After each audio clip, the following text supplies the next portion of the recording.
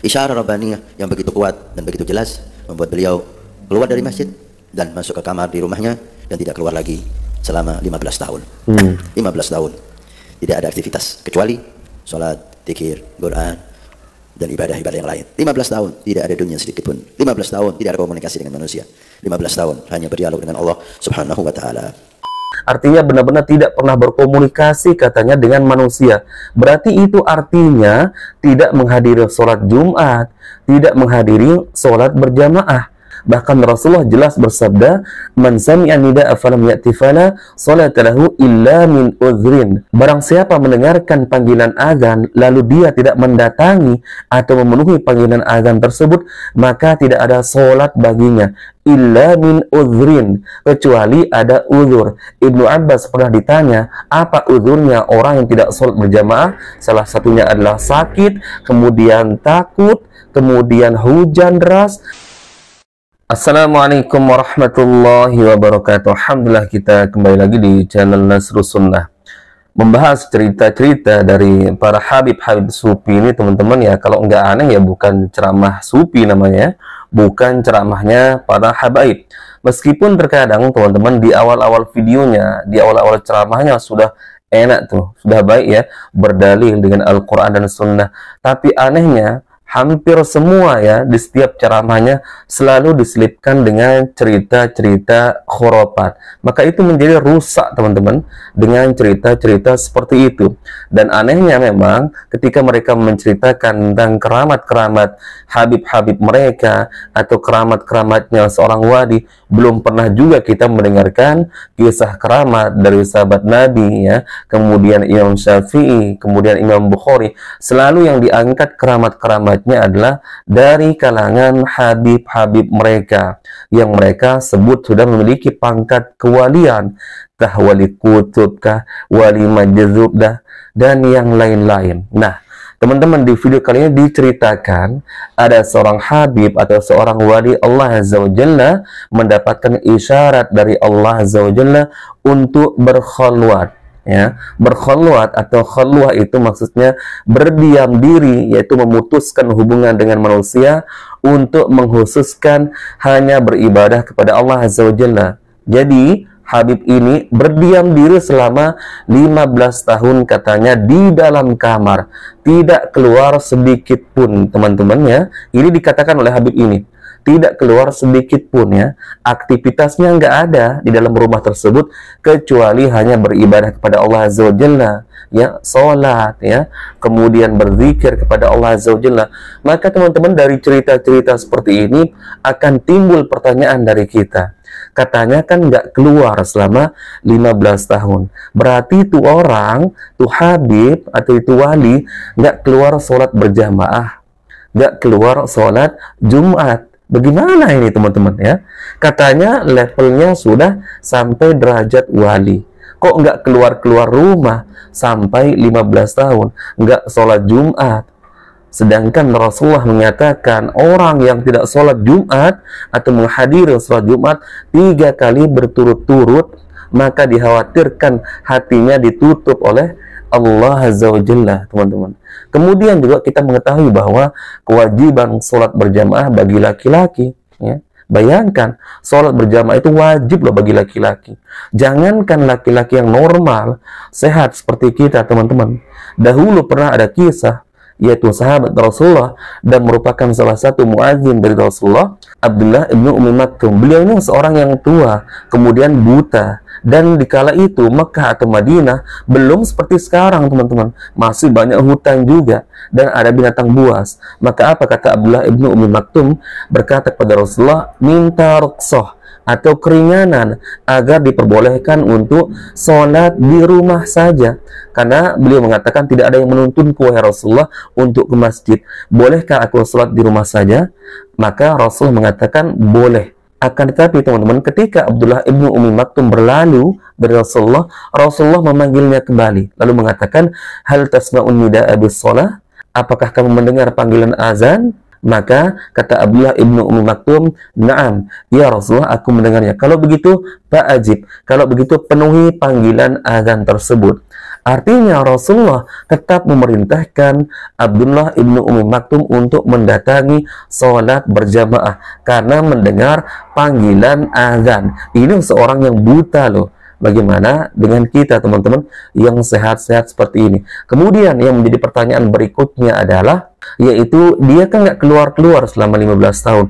Berarti kan rambutnya panjang, ya, entah mungkin ada 1 meteran. Ini 15 tahunan loh, kumisnya lebat, jenggotnya, wajahnya berbulu, ya, nggak keurus, nggak mandi, ya, kemudian nggak makan juga. La ilaha illallah teman-teman. Ini cerita apa ini? 15 tahun di dalam kamar, tidak ada aktivitas lain katanya.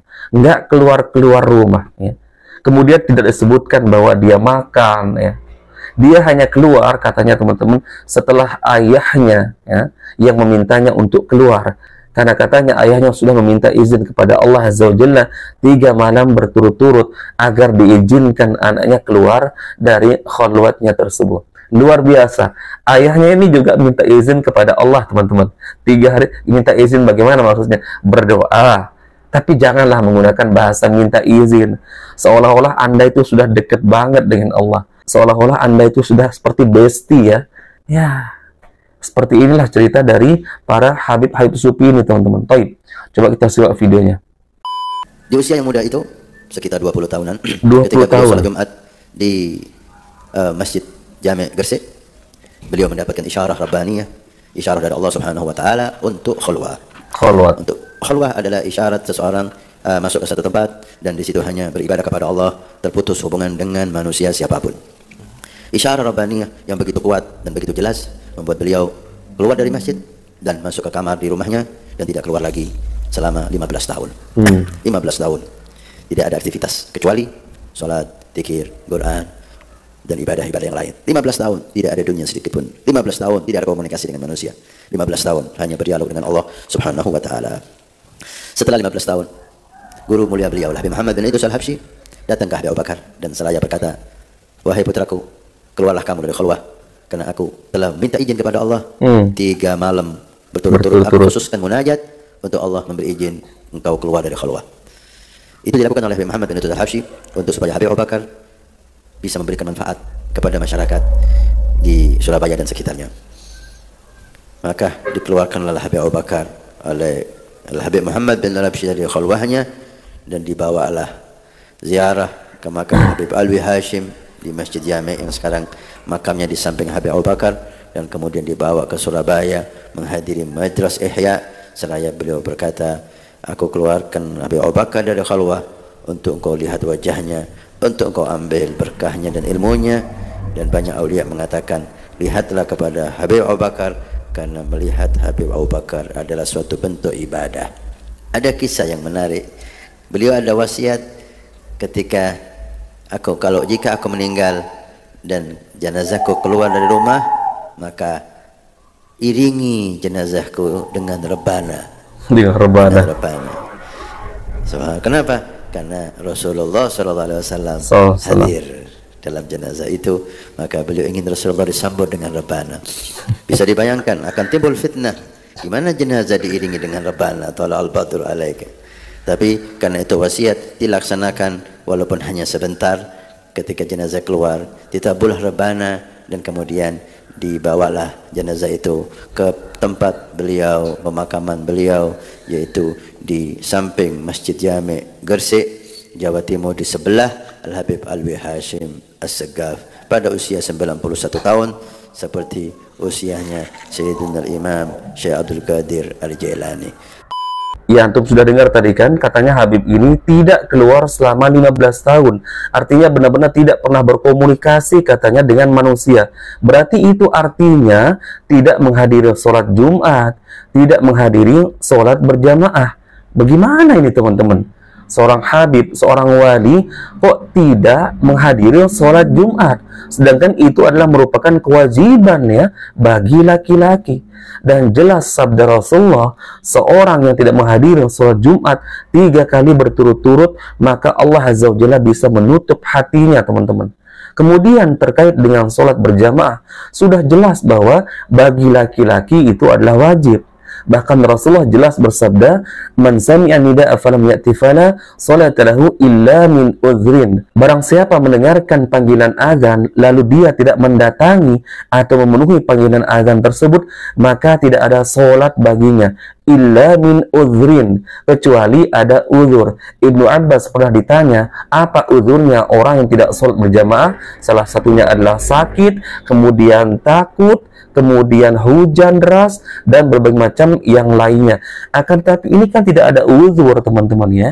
Dia sehat-sehat saja, dan tidak mungkin dia tidak mendengarkan panggilan azan. Karena sebagaimana cerita Habib ini di awal ya, dia mendapatkan isyarat ya, Habib ini setelah dia turun dari masjid sholat Jumat.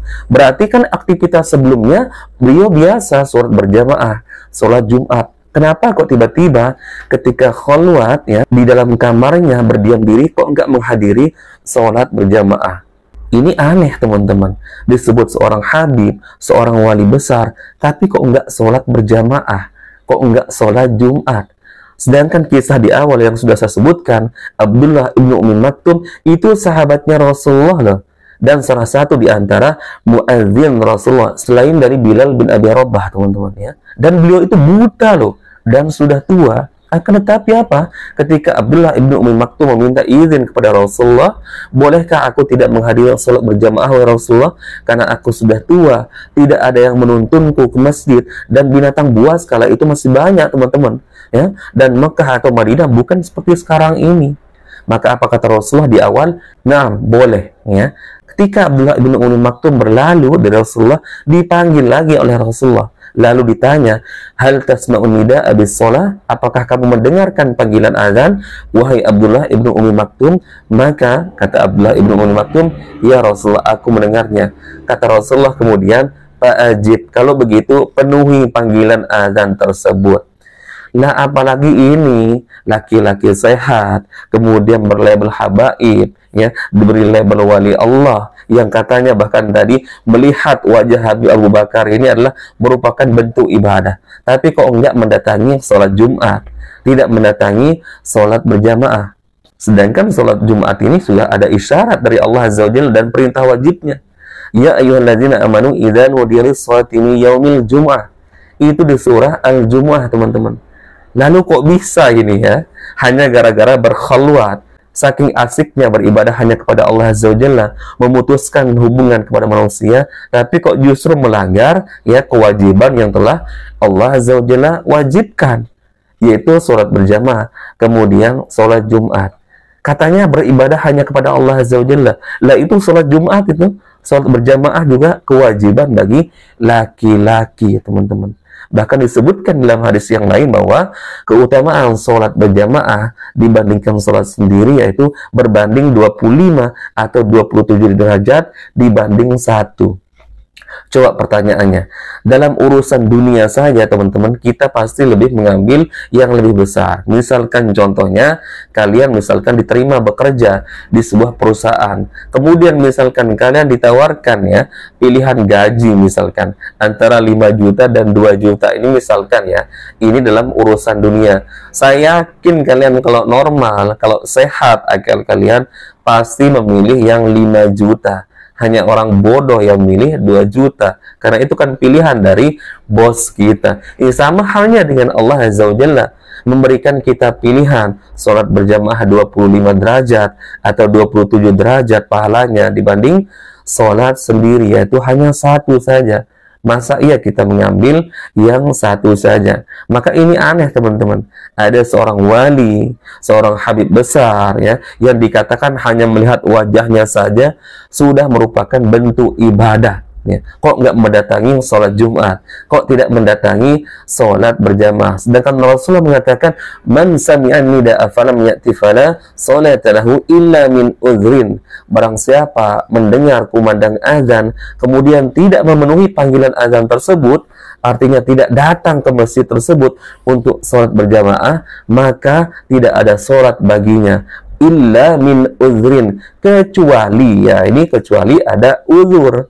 Seperti yang dikatakan oleh Ibnu Abbas, misalkan sakit, kemudian hujan deras, kemudian ada rasa takut, ada kerusuhan atau yang semisalnya yang membuat kita takut keluar rumah, maka itu merupakan uzur dari Allah Azza wa Jalla. Kemudian yang aneh lagi teman-teman, si Habib Abu Bakar ini berwasiat, katanya, nanti kalau aku meninggal dunia, ketika jenazahku dikeluarkan dari rumah, jangan lupa tabuh rebana, katanya. Subhanallah, ini teman-teman, ini syariat dari mana? Ini sunnahnya siapa? Kemudian dihubung-hubungkan, karena katanya dulu Rasulullah ketika masuk ke Madinah atau ke Mekah, yaitu diiringi dengan rebana, dan disebutkan syair-syair Tola'al badru alaina. Kemudian dia kiaskan seperti itu teman-teman. Kemudian mengatakan karena Rasulullah menghadiri jenazah seorang yang ditaburi dengan rebana.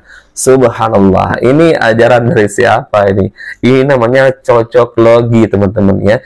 Mencocok-cocokkan, yang penting cocok. Subhanallah, ada wali berwasiat seperti itu ya, melanggar sunnah Nabi ya. Coba sebutkan kita, sunnah Nabi yang mana yang memerintahkan kita ketika akan menguburkan seorang jenazah lalu ditaburi dengan tabuhan rebana atau dut. Tolong tunjukkan kita dalilnya.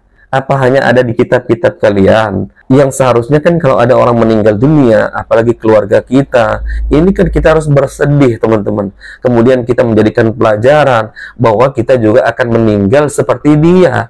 Lalu kok justru ini menabuh rebana?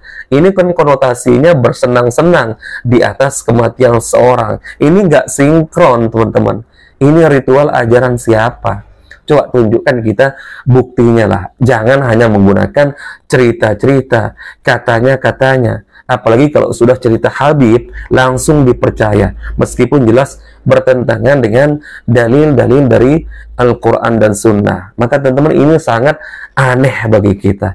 15 tahun di dalam kamar, ya, berkhulwat, tidak keluar rumah sama sekali, ya, tidak berinteraksi dengan manusia. Berarti kan rambutnya gondrong, nggak potong rambut, nggak cukur bulu ketiak, nggak potong kumis, kemudian jenggotnya nggak tahu lah, mungkin sudah ada 1 meter, rambutnya kemudian nggak pernah disampu, nggak pernah dicuci, nggak pernah mandi, berarti teman-teman.